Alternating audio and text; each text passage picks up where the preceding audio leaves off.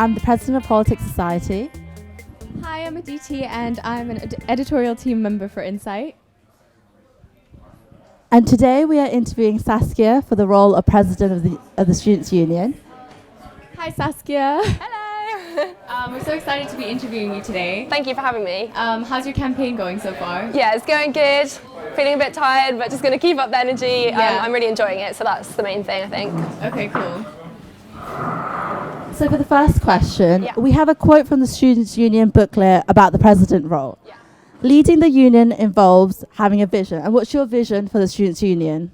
Okay, so I think my vision is that the Students' Union is a place where all students feel represented. They feel that they can come in to the building, that they can speak to any of the sabbatical officers, any of the officers, also the part-time officers, and know that they can really get their problems, issues, ideas heard, and that it's a welcoming environment, I guess. So that's probably my vision, yeah.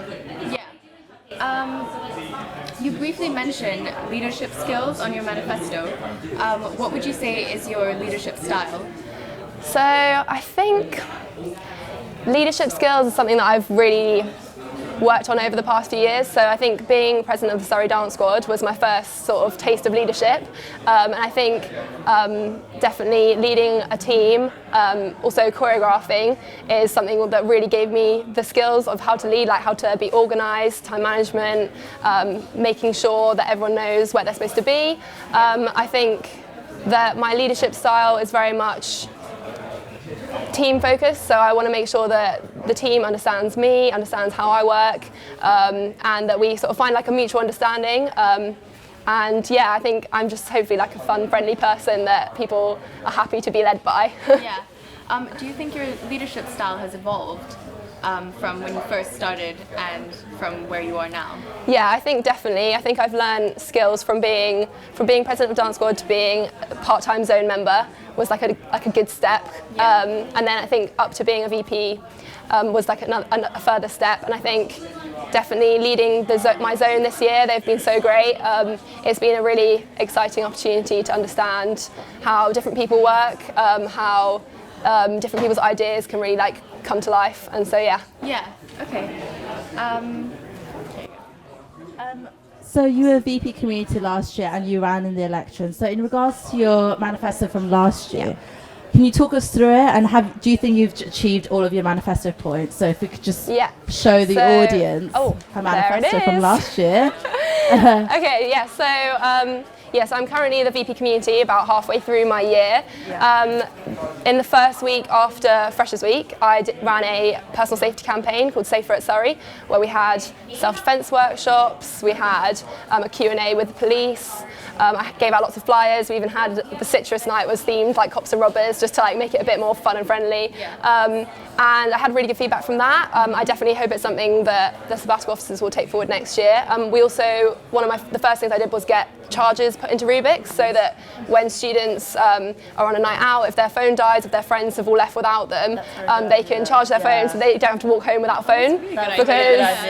Because it's, I think, walking home alone, especially when all the streetlights are being turned off, it's scary enough as it is, even if you have a phone, but if you don't have a torch, you don't have any way to contact someone, and I think that's a lot worse. The other things I've been working on, so perception of students was my second point of my manifesto, and this has been something that the whole zone have really been trying to work on, to make sure that Guildford residents understand that students are residents too, and that they're not just drunk and making noise all the time and leaving their bins out on purpose and that kind of thing.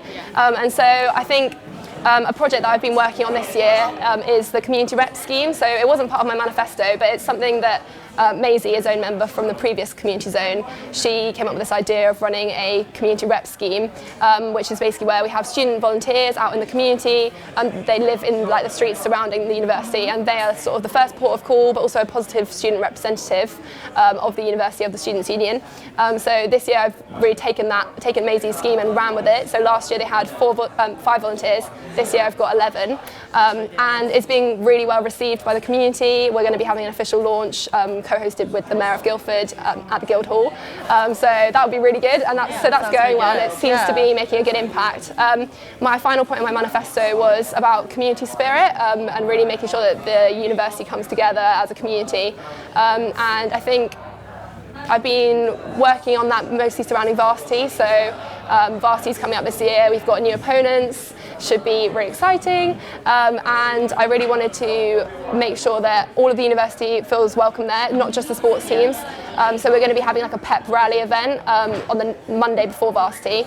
So all students can come along. We'll have DJ Leroy there. We'll have like competitions going on. We'll be teaching everyone some chants. And the other thing that was also in my manifesto was having a competition to get a proper chant for Surrey. And with the zone officers and training, I decided to get them to come up with some chants, and they came up with some brilliant ones. Like it was so funny. Like they were so great. So I think we'll definitely be keeping some of those. But also I've recently just announced a competition for all of the Team Surrey clubs to come up with a chant for varsity, send it to me, and then there's a prize which is like player layer kit for their team, and also a £100 Tesco voucher. So I've had quite a few responses so far, so it's going well. But so I kind of have ticked off all my manifesto points. That's good. That's already. A good thing. I've still got half the year left, so it's going well. I think there's always more and more projects that are popping up, and this year we've got so many events like varsity colours ball, student awards, everything going on. So it'll be good. Yeah.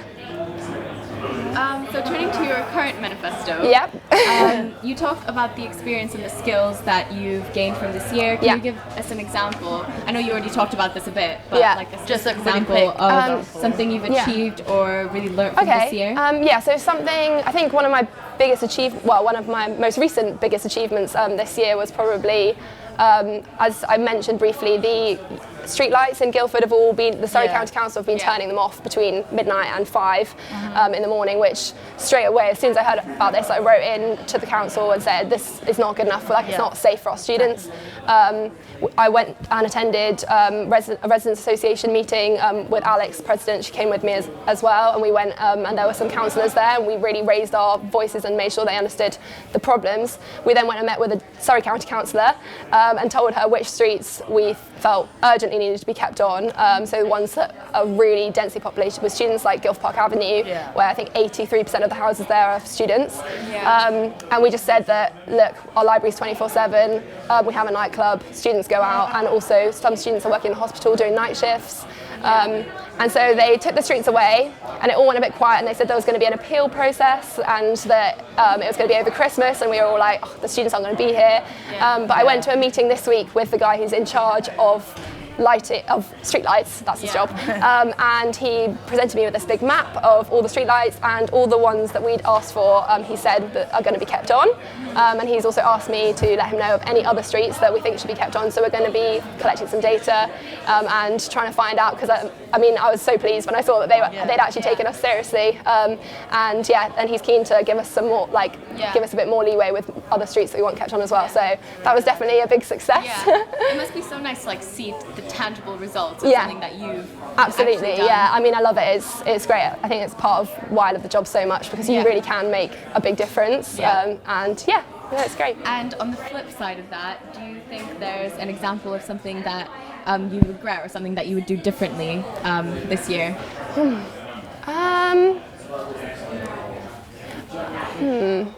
I think it's tricky. I think maybe one thing that I regret, I guess, was, I said about the phone chargers, bringing them in. So I did lots of research into the best companies, found a company that seemed really good.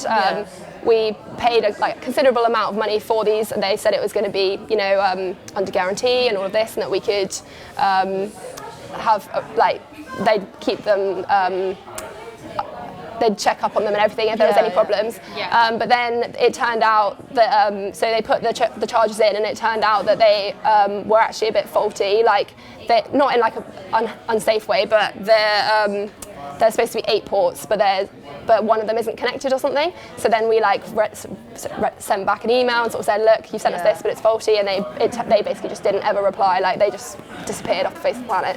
So I think, I was really keen. I wanted to get the phone chargers in for the first week so that students were safe. But I think, in hindsight, definitely making sure that everything is definitely correct rather than rushing into something. Following up. It was with good intentions that I wanted it in there. But I think just making sure that we've definitely got the best company for the job is something that I would definitely work on in the future, and that's definitely a lesson that I learned. But I mean, they're still in Rubik's, they still work. It's just a little thing that was like, oh, like if only I'd sort of really gone that extra mile just to check everything, then That sounds good. It was like a learning experience. A learning experience, absolutely, So we're moving on to our sort of final questions. You're also running for NUS delegate. So what's your opinion on the NUS?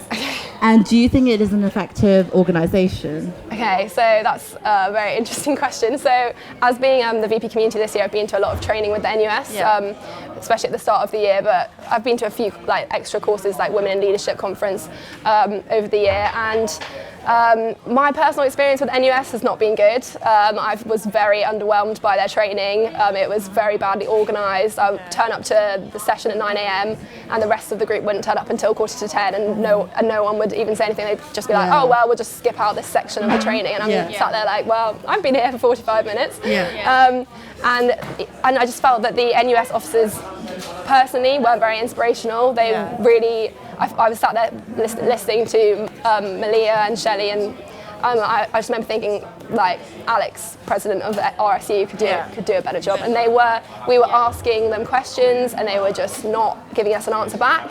And I just think that the NUS in general it hasn't done very well this year. I feel like they really have so much power that they could use. They can easily get into meetings with members of parliament, they can make change, but they instead are doing sort of radical demonstrations, which I personally feel like gives students a bad name and like brings down the perception of students. I feel like if they've got the power to have meetings and talk face to face with people and make change, they should be doing that, not making radical demos and making people run up and down streets with signs. Like, I get that they want to bring students together, but when they have the power to make change, I feel like they should be doing it slightly more wisely.